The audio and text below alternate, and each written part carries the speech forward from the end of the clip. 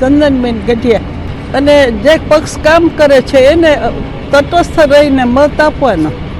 જે કામ કરે દેશ માટે એને આપણે મત આપીએ તો આપણા દેશનો આપણો બધાનો ઉદ્ધાર થાય અને આનંદ આવે કે આપણે રહેવાનો આનંદ આવે.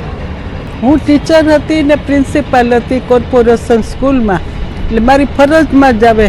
પણ તબિયત જરાક નરમ હતી ને એટલે કોઈ છોકરાઓ લઈ જાય તો મેં કીધું હું જઈ આવું.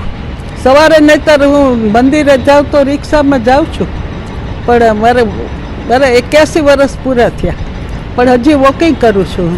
રોજ ભગવાનને પ્રાર્થના કરું કે સૌનું કલ્યાણ કરજો, સૌને સુખી રાખજો, મારા દેશનું, મારા રાજ્યનું, મારા ગામનું, મારા સગા સંબંધીનું કલ્યાણ કરે, બધા આનંદમાં રહીએ. યુવાઓને શું સંદેશો આપશો? યુવાનોએ જાગૃત થવાની જરૂર છે અને યુવાનોમાં જે થનગનાટ હોવો જોઈએ એ થનગનાટ હોય તો આ દેશ આગળ આવે આપણો. અંશુયાબેન બેધરભાઈ જોશ. આ ફરજિયાત છે ને અમારા માટે, તો આ બધું જે છે એ અમારા માટે કરે છે ને બધું, એટલે કરવું પડે ને. મતદાન કરવું જ પડે. સંદેશમાં તો શું છે, ફરજ અમારી છે કે છેટ લગીને મારે કરવું પડે. હાલી શકતા નથી પણ અમારા ફરજમાં આવે છે કે અમારે મતદાન કરવું પડે. સરસ લાગે છે બધું. એવું છે કે આ બધા સંપીને કરે એટલે હાઈ ક્લાસ બધું સરસમાં સરસ.